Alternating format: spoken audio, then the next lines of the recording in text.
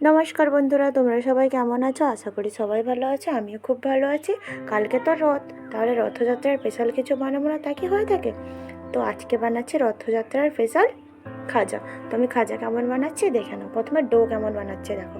প্রথমে 250 গ্রাম ময়দা নিয়েছি, ওতে 3-4 চামচ মতো ঘি দিয়েছি, তারপরে একটু সাদা তেল দিয়েছি, একটু পরিমাণ মতো দিয়েছি, একটু লবণ দিয়েছি, তারপরে 2 বড় চামচ গুঁড়ো দুধ দিয়ে ভালো করে জল দিয়ে ডোটা বানিয়ে নেবো, দিয়ে রেখে দেবো। তারপরে একটা বাটিতে 2 চামচ মতো বা 1.5 চামচ মতো ঘি নিয়েছি, তারপরে একটু সাদা তেল দিয়ে ভালো করে ফিটিয়ে একটু ব্যাটার করে রেখে দেবো।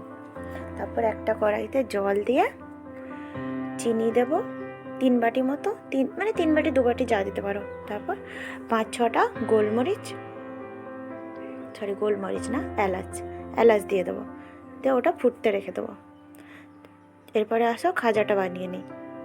একটা রুটির মতো একটা বেলে নিয়েছিলাম, ওটাতে ওপর থেকে ঘি লাগিয়ে আবার একটা দিয়ে, আবার একটু ঘি লাগিয়ে আবার একটা রুটির মতো দিয়ে দিয়েছি। তারপরে উপর থেকে একটু ঘি দিয়ে ভালো করে রোল করে কেটে নেবো, শেপ করে নেবো, ঠিক আছে? তো শেপ করে নিয়েছি।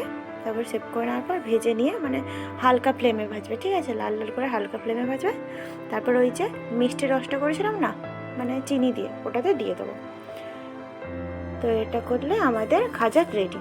তো ভালো লাগলে চ্যানেলটিকে সাবস্ক্রাইব করবে, লাইক করবে, কমেন্ট করে বলবে যে বানিয়ে খেতে কেমন লেগেছে, ঠিক আছে? ভালো থাকো তোমরা সবাই, বাই।